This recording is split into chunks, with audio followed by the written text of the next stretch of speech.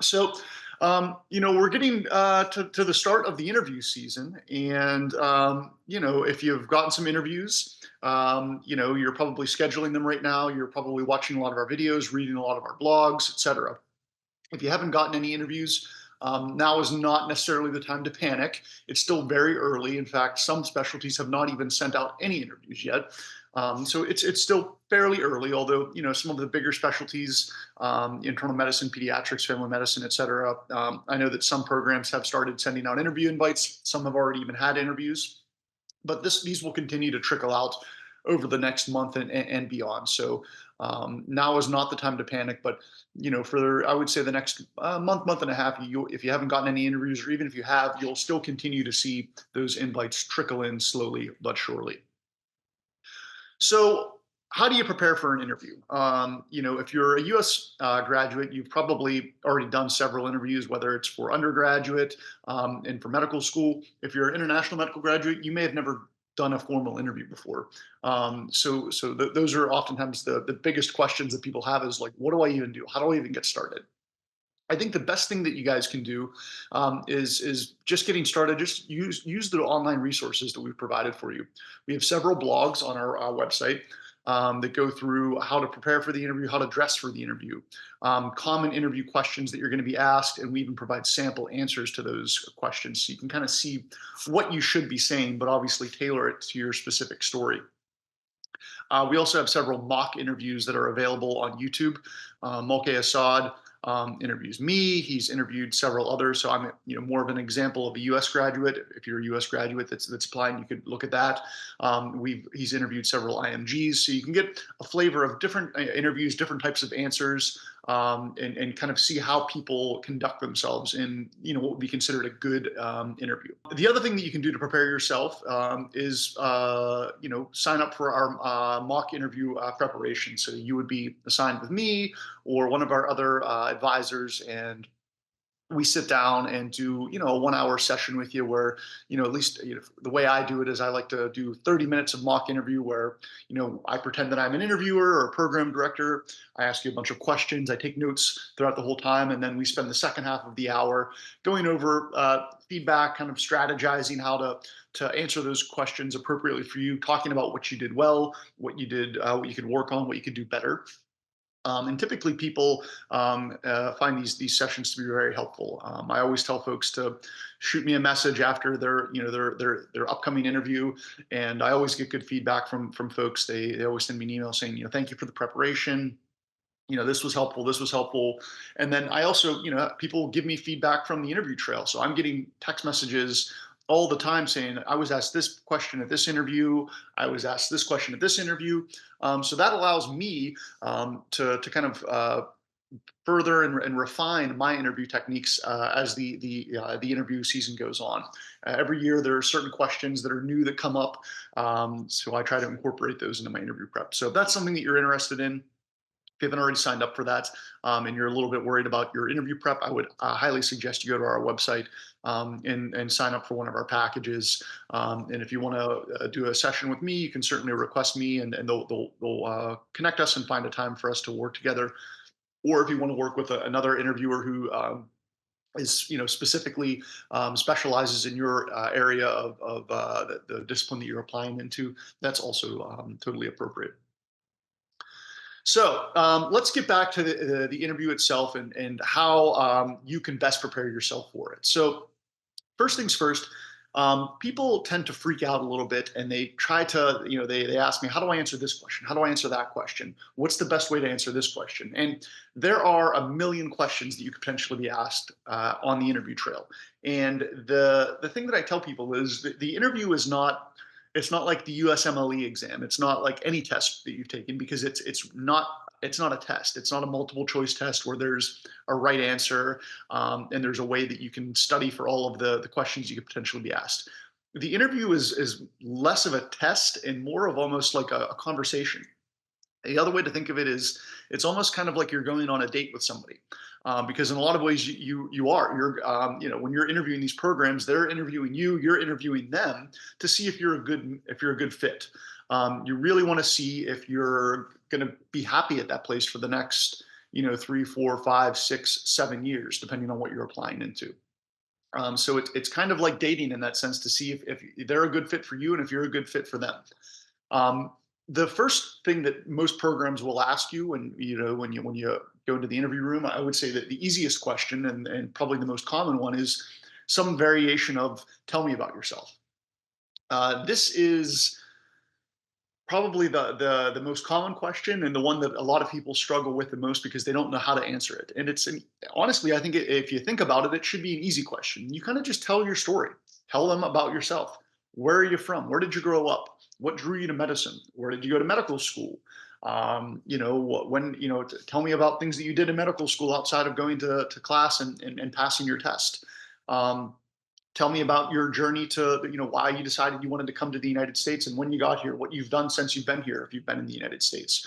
What drew you to the specialty that you're applying into? Those are all things you can talk about when they ask you someone asks you, tell me about yourself. The other thing that you can talk about there at the end is tell them a little bit about what you like to do outside of medicine, what you like to do in your spare time. If you have, if you're married, if you have children, if you have pets, those sorts of things. Those are all fair game things to talk about when they ask you to tell me about yourself. So that question is kind of like an icebreaker that sets up the rest of the interview. You don't want to go too in depth because the other mistake that I see people make is that they start telling me their entire life story. And next thing you know, I ask them to tell me about themselves, and 10 minutes later, they're still talking. So you want to be able to answer this question in like 2 minutes max. So it's a very succinct kind of introduction to yourself, but you don't want to be talking for more than 2 minutes. And that's true for any interview question or any point in the interview. If you find that you've been talking, if you realize in your head that you've been talking for like longer than 2 minutes, there should be alarm clocks going off in your brain that should be telling you to wrap it up. The reason I say this is that most of the interviews that you're going to have, they're going to be maybe 15 minutes, 20 minutes max, maybe even less. Some of them are, I've heard people say they're as short as 10 minutes.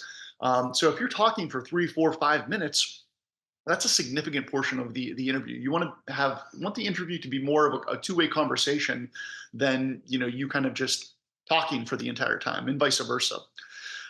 So for all of these responses, 2 minutes max. But most importantly, I think for the tell me about yourself, that's where people tend to really go overboard, where they start telling their entire life story. You want to very succinctly tell us about your journey. Tell us how you ended up where you are today. Tell me a little bit about yourself, what you like to do in your spare time, and then you kind of wrap it up and just say, I'm really looking forward to meeting everybody today, meeting the residents and the faculty, and appreciative of the opportunity to interview here. Boom, that's the end of it. But that's the most common question that you'll be asked. You should practice your answer to this question all the time. You should be practicing this every day because it should only take you 2 minutes. It's not like it's a time suck on you to practice this. So when you're in the shower in the morning, you should be, talking out loud, practicing, rehearsing the tell me about yourself question. If you have family members or a spouse, tell them that if they hear you talking to yourself, that you're not going crazy, that you're just you're practicing for your interview prep. You can practice it when you're in the shower. You can practice it when you're doing laundry. It should not take it's going to take you 2 minutes, so just keep practicing it. You can record yourself on your phone and play it back and listen to yourself and see, be very critical, which is kind of challenging and awkward, but no one likes to listen to themselves, but listen to it, see, and there's a timer on there, so you'll see like, okay, I was talking for 3.5 minutes, so I need to be shorter. Or I was stuttering here, or I stammered here, I started rambling here. I can work on that. People also say, well, if I practice this all the time, am I going to sound rehearsed when I'm giving the answer in real life? And the answer is no, because you're going to be so nervous when you're actually giving this response that you're not going to sound it's not going to sound rehearsed at all. I can promise you that. The other very common question that you're going to be asked is, why are you applying into whatever subspecialty it is that you're applying into? So internal medicine, family medicine, general surgery, whatever it is. But again, this is a very common question, so be prepared to answer that. And again, you don't need to go on a whole, talking about all of the patients that you encountered, et cetera. You need to be able to succinctly, in under 2 minutes, talk about why, what drew you to the specialty, why you like it. You could tie it in with a patient encounter or a clinical experience that really solidified your desire to go into that specialty. and why you think it aligns with your personality and your skill set. But you want to be able to do that in under 2 minutes, but you'll be asked this. So this is another one that you should practice and rehearse because these are the questions that I can guarantee that you're going to be asked. The third most common question that you will be asked is why do you think that you would be a good fit for our program? This is the question that is kind of going to change every time because every program is unique. So this just requires you to do a little bit of homework about that program. Go to their website, look at their, the resident curriculum, see what their, what rotations you'll do as a resident, see if there's anything unique about that program. Some places have, they have, rural components or components where they have you work with the underserved. They may have global medical missions that you can be involved with, research initiatives, quality improvement initiatives. Um, you just got to go to the website and anything that they're proud of, anything unique about that program, they will most certainly advertise on the residency website. So go there, do your homework, go to their social media. Most residency programs now have a Instagram or a Facebook. Go to their Instagram, Facebook, Twitter, and go on there. So that way, when you're talking about the program, you can mention specific things about their curriculum, but like maybe the residents have an Instagram page, and you can go there and you can say, I also noticed that the residents are very cohesive here. That it's more like a family. I was I was on the Instagram page and saw that they go out they hang out all the time, their families hang out together, and it seems like a really good group and I would really fit in here. So that's another thing that you can do to really prepare yourself. But when they ask why our program, it's the onus is on you to do a little bit of the homework there, and the more specific you can be, the better. Those are the three most common questions. Outside of that, the next set of questions that you're going to be asked are kind of the common interview questions that come up, whether you're interviewing for residency or whether you're interviewing, to make coffee at Starbucks. These are questions like, what are your strengths? What are your weaknesses? What are your goals for the future? Where do you see yourself in 10 years? Um, and for these, for strengths, when you give a strength, you should have at least, I would say, two strengths and that you can talk about. These should be things that are you really do some soul searching and say, what are my strengths? What are the things that I have that intrinsically make me a good doctor? Things to not say here are I'm a hard worker or I'm compassionate and empathetic. Like those are generic things. Everybody here is a hard worker. We're all compassionate. We're all empathetic. You need to say things like, I'm resilient. I'm comfortable being uncomfortable. What else do I hear people say that are things that are true strengths? It's I'm very persistent. I don't give up, etc. Those are better strengths than I'm a hard worker. I'm very compassionate. Those are generic things that you want to avoid. And the other thing with your strengths, when you give me a strength, I want you to back it up. So instead of just saying I'm very resilient, tell me why you're resilient. Tell me about maybe some adversities that you've had to overcome. Or when you tell me that you're persistent, tell me why you're persistent. It could be like, well, I couldn't, I was having some visa issues and I really had to fight to get to the U.S. Or I was having issues getting U.S. clinical experiences, so I had to send out 200 emails, etc. Back up why you're saying that particular strength is a strength. Give me an example. As far as the weaknesses go, this is a very common interview question. You want to say a weakness that isn't really a weakness, but is, kind of could be perceived as a strength. So you don't want to come out and say like, my weaknesses are that, I have bad breath and I have a really bad temper and I'm always late. You want to say something along the lines of, give me a weakness that could be perceived as a strength. I personally, I don't like this question. I never ask people this question, but it's a question that comes up on the interview trail. And whenever you do mock sessions with me, I will ask you this question to prepare you for it. So be prepared to answer that. And I would have, again, two weaknesses in mind. Again, most of the time they'll just ask you for one strength and one weakness, but I've heard people say, give me one strength and two weaknesses, or two strengths and one weakness. So have at least two of each of those in mind and prepare to only have, one prepared when they ask you for it. But in case they ask you for two, have a second one in mind so that way you're not kind of, thrown off by that. The other question that commonly comes up: what are your goals for the future? So, when you're answering this question, kind of close your eyes and imagine what your ideal life looks like in 10 years. Do you see yourself in academics? Do you see yourself doing a fellowship? It's okay to say that if you have a particular interest, if you're applying into internal medicine and you're interested in gastroenterology, you can say that, I have a special interest in gastroenterology at present, and I can see myself pursuing a fellowship in that field. Although I'm, looking forward to exploring all aspects of internal medicine. They're not going to frown upon you saying that, because you should be thinking ahead, especially if you're doing internal medicine, because it's a shorter residency program. And you're going to blink your eyes and you're going to be a PGY2 before you know it, and it's going to be time to applying for residency. So it's totally okay to talk about fellowships if that's something that you're interested in. If you don't know yet, it's also okay to say that you're undecided, and you're looking forward to all aspects of it, exploring all aspects of whatever field you're applying into. But again, when they ask you, where do you see yourself in the future? Do you see yourself in academics? Do you see yourself private practice, in the community? Do you see yourself doing research? Do you want to be teaching residents and medical students and fellows?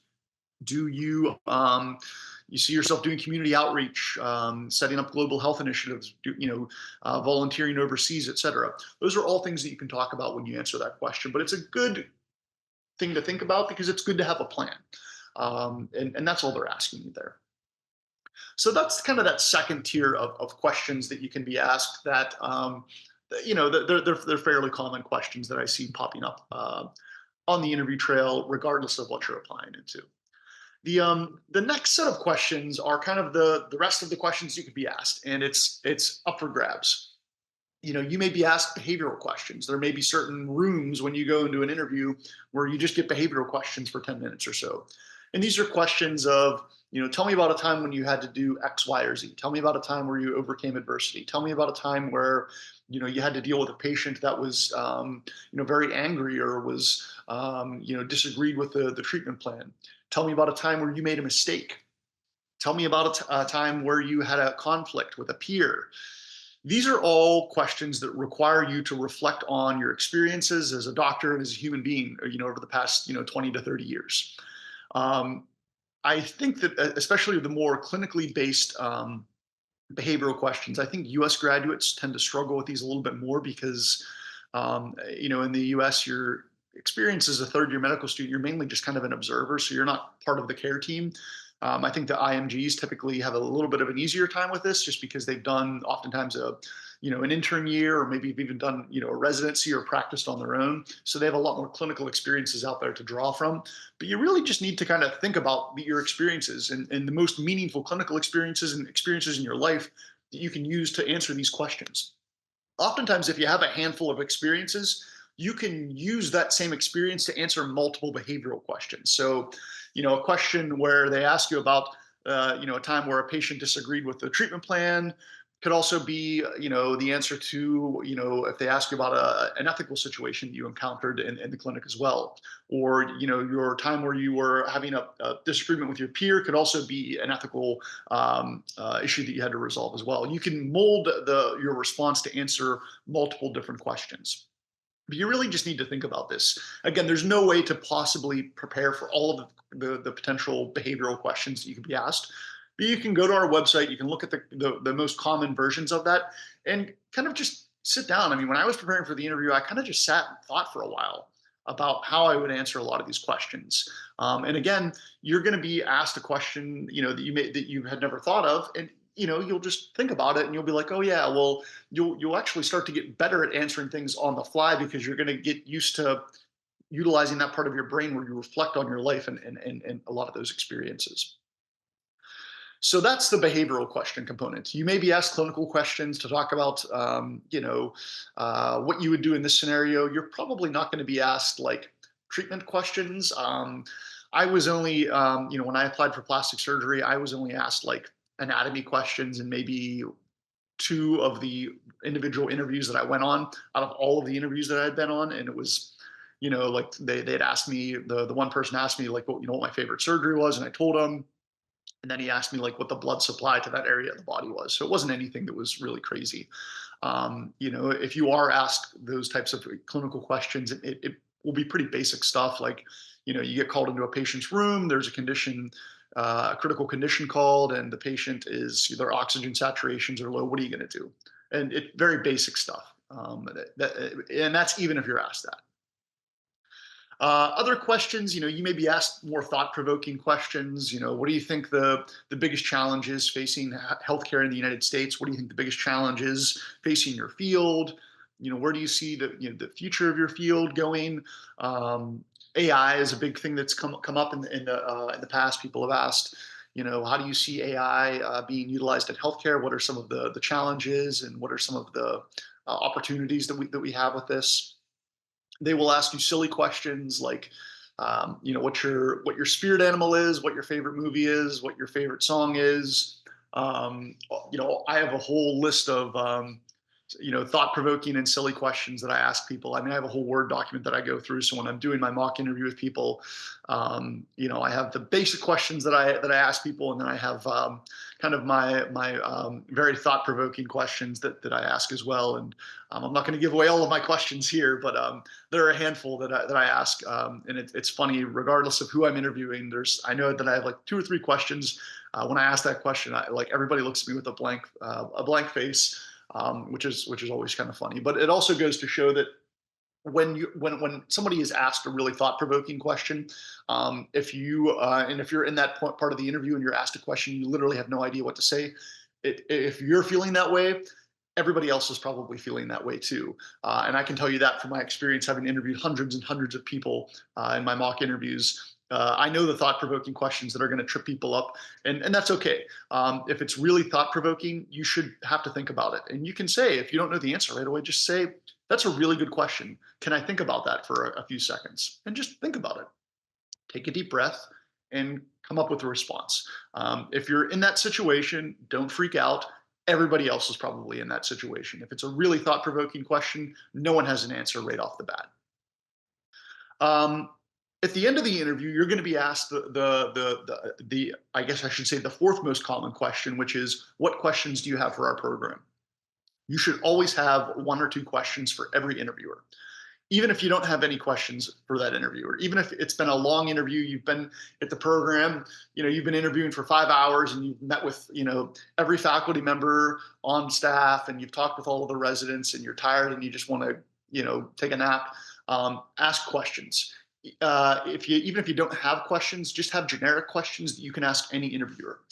You can ask them all the same questions if you want. That's fine. They're not going to go and talk to one another and be like, "Oh, what questions did John ask you, and what did he ask you these questions?" They're not going to do that. So just have questions for them because you want to sound engaged and interested.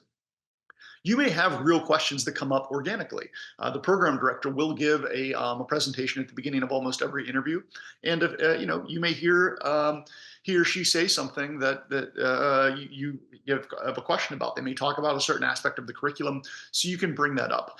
But if you don't have questions that come up organically, you should have 1 or 2 generic questions that you can ask any faculty member. Other things to consider outside of the interview itself. There's going to be, if it's an in-person, there may be, cocktail refreshment or receptions, the night before or the night of the interview. You should try to go to these if you can. These are good opportunities to interact with the program, the residents and the faculty members in a more informal session.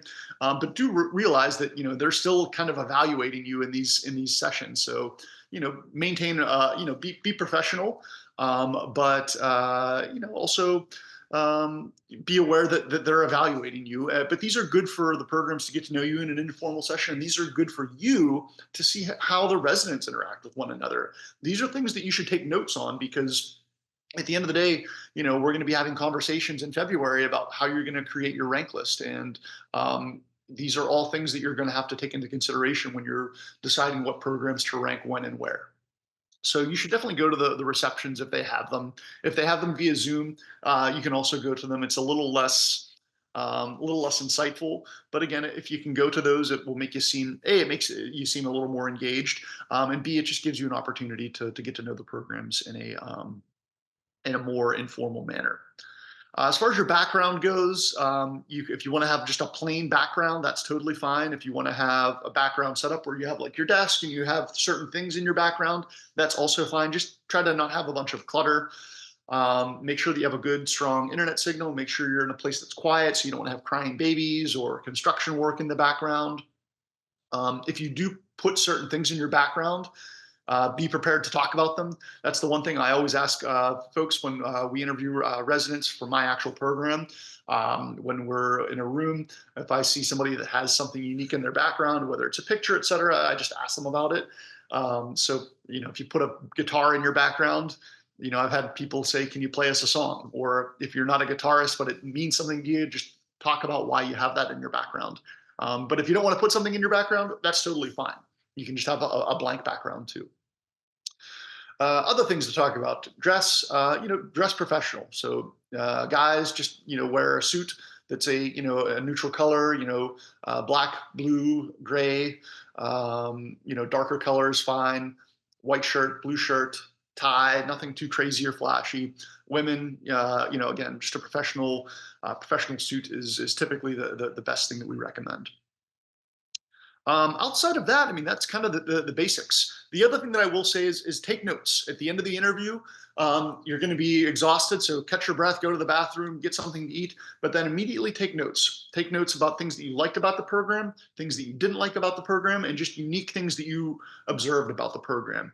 And save that in a file somewhere on your computer. Because again, come February, if you have a bunch of interviews, you're gonna have to go back and it's gonna be, you're gonna be like, wait, what was that program that I interviewed in November? What did I like about them? What didn't I like about them? Go back and reflect on your notes because, it seems like a long way from now, but it's gonna be February before you know it. And we'll be talking about, I'll be having advising sessions with people and they'll be like, man, I'm really struggling. I don't know whether to rank this program one or two or three, or where do I rank these programs? And, I say, look, go back to your notes, look at your notes and see what you liked about that program. And they'll go back and oftentimes they'll be like, oh, I forgot about that. I really like that. Or, oh yeah, there was a red flag that came up in that program. Maybe I'm going to rank them a little bit lower. Take notes. Um, Outside of that, that's kind of the basics of my overview for the interview. Again, if you want more prep, we offer our one-on-one interview prep sessions with me and all of our other advisors. So again, if that's something that you're interested in, if you haven't signed up for those already, I would really recommend signing up. Even for one hour of prep is really useful. People really, really, really unanimously like the prep. They appreciate it. Even if the questions that I ask you are different than the questions that you're asked on the interview trail, it's good to just get used to putting yourself out there. You're also going to get better and better as time goes on. As you interview more and more and more, you're going to get better. So everybody right now in November and December is kind of green and kind of fresh. So everybody's interview skills are, kind of the weakest right now, and they're going to be the strongest come the end of January when you've been doing it for 2 months. That's just the natural progression of everything. I'm going to open up the chat right now and see if you guys have any questions for me. If you want to type some questions in there, I can spend the next 20 minutes or so answering questions. I see someone here already asked, Amit asked a question. What sorts of unique questions do you suggest for program directors, associate programs, program coordinator, chief residents? The unique questions that I ask them, and these are questions that I ask everybody. The one question that I really liked that I always asked on the interview trail was, what are some specific changes that you've made to the program in the past 5 years that have been based on resident feedback? That's a good question because it tells you how seriously the program takes the residents' feedback. As a resident, you're asked all kinds of, you fill out surveys all throughout the year based on resident wellness and what you think about the program, et cetera, et cetera. And they send you those things because they have to, but the question is, how seriously do they take your feedback? And if it's a good program, they should constantly be evolving based on resident feedback, because at the end of the day, the program exists for your education. So if it's a good program, they should be able to say, oh yeah, we've implemented these changes the past 5 years based on resident feedback. We've gotten rid of this call schedule and implemented a night float system, or we've gotten rid of this rotation because they didn't like it, and we've added this rotation because it was really highly regarded in the previous years. Someone asked, how do you suggest answering the difference between the healthcare system in your home country and here in the United States? Well, I mean, that's a hard question for me to give you a suggested answer for because it depends on what country you're coming from. But if you've trained in India and you've done U.S. clinical experiences in the United States, I mean, it shouldn't be that hard of a question to answer. I mean, the electronic medical record, different types of technology that are utilized, the availability of consultants, cardiologists, gastroenterologists, and other specialties. Those are all fair things to talk about. What are your thoughts about second looks and when should we send letter of intent? So second looks, that's a good question. Not all programs have these, but if there is a second look, certainly, again, putting yourself out there it's always better. It makes you seem a little bit more engaged, and it gives you another opportunity to evaluate the program. The other thing I'll mention is Zoom versus in person. If there's an opportunity to do it in person and there's, financially and logistically it's feasible, I highly suggest in person over Zoom. But at the end of the day, if you can only do Zoom because you're the other end of the world or logistically it doesn't make sense or financially, then Zoom is acceptable. But if you have the choice between the two, definitely in person. As far as letter of intent, that's you send so letter of interest is what you send now to programs that you haven't gotten an interview from, basically saying I'm interested in your program, would really like an interview. Letter of intent is after the interview, and that is when you're basically telling a program I'm ranking you number one. You should send that sometime in I would say January, February-ish. I don't know how. I mean, every program is different, and a lot of programs will see that, and they may take that, they may value that higher than other programs. Other programs may see that and say it's great that you're ranking us to match, but we have our match list and our rank list, and we don't care where the people on our rank list are ranking us. We're going to rank people that we want to match here. But you should send that sometime February, March. There's mixed data as to whether or not that will actually help, but it's not going to hurt. If you are going to send a letter of intent, though, only send that to a couple of programs. You don't want to send it to like every program, because if the program directors start talking and then, they're like, oh yeah, John said he was ranking us number one. And then like five other program directors they're at a conference and they're talking and like, oh yeah, he sent us that same email. It can get kind of weird. So only send it to a handful of programs. When speaking about overcoming adversity, bringing up academic setback during medical school, do we talk about the upward trend? So yeah, you can talk about if you had a setback, talk about and you were able to recover from that. Yeah, sure, you can talk about that. Yeah, and you can also mention, when you're answering these questions, if there's an award or something that you're really proud of, you can kind of just casually mention that as well. That's totally fair game. Question: what thing needs to be improved in the U.S. healthcare system? Again, there's a lot of things that you could talk about. You got to do your homework here. We can brainstorm sessions individually if you want to set up a one-on-one session with us. But there's a lot of different things that could certainly be changed about the U.S. healthcare system. Someone asked if we get an interview from a program that was not signaled, and the programmer asked, "Why didn't you signal our program?" How do you answer that question? You could just say that. I mean, first of all, it's kind of a silly question to ask. But if you're asked that question, just say at the end of the day, we only have so many signals, and I really like this program. It just wasn't. It wasn't one of the programs that I'd wanted to signal because I only had so many, but I think that it's a really strong program, and I'm glad that I'm here interviewing with you today. I don't think programs are going to ask you that because it's like an awkward question. It would kind of be like, you doing a U.S. clinical experience somewhere and then asking that program why they didn't give you an interview. I don't anticipate that coming up. Most programs that are really worried about that filter people based on why they are not, or filter people based on signaling. So they will only give interviews to people that have given them, a gold or a silver signal, for example, in internal medicine. But that would be a very awkward question to come up. And if it was that big of a deal, they would not have asked you an interview in the first place. That's the other thing to consider here too. And remember, people oftentimes will ask me about their step scores, other red flags in their application or weaknesses in their application. Maybe they don't have a lot of research. And they're like, what if I'm asked this during the interview? And what I tell people is if a program sends you an interview, they are okay with your application. Whatever filtering system that they use, they went through your application and they've said, we like this person's application. We want to interview them, right? We're probably going to put this person somewhere on our rank list. So don't talk about your step one scores. Don't be worried about that sort of stuff. When you've made it to the interview, they're wanting to get to know you better.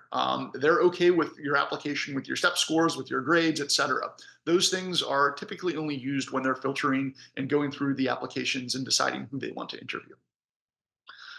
What other questions do you guys have, if any? All right. Well, if this was helpful at all, let us know. Let our team know. We can certainly do these in the future. Do one in a week or so, or in another 2 weeks. And again, go to our website if you're unsure and you'd like to set up a 1 hour advising or interview prep session. We're happy to do that. I saw someone else here. What do we talk about gap years? Gap years are fine. You can talk about this when they ask you to tell me about yourself and you're telling them your journey. Talk about those gap years and what you did during those gap years. That's a good time to mention that. You talk about it early on in the interview so that way, anything unique you did during those gap years, they may ask you more about. What you'll see during the interview, as the interviews go on, they're more conversational than you think. It's not like an interrogation. I had one person who I did interview prep with 2 weeks ago, and she sent me a message after her first interview, and she was like, "Yeah, me and the program director just talked about music for 20 minutes. We didn't, so you'll see that a lot of the interviews, most of the interviews are going to be more conversational. Some of them may be more of an interrogation, but most of them are more conversational. So, all right, guys. One other person. Do you have advice for people who get common interviews and are in a couple match? Um, no, I mean, if you're couples matching, they will know that. You have to designate that on your application. So they may ask you what your spouse or what your significant other is or applying into, but that's not a bad thing. They may or may not ask you about that. And if you are couples matching, just talk. Say, yeah, my husband or wife is also applying. They're applying into X, Y, or Z, and yeah, we're really interested in living in this area, and they also have an interview here. They haven't gotten one yet, or they've gotten an interview in this other program which is nearby. That's totally fair game to talk about.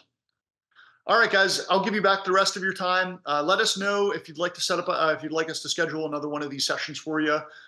We could do it, next weekend or the weekend after. But I'm always happy to spend a Saturday or Sunday, kind of just going over some of the high yield information to prepare for the interview trail. All right, have a good rest of your day or evening. Thanks.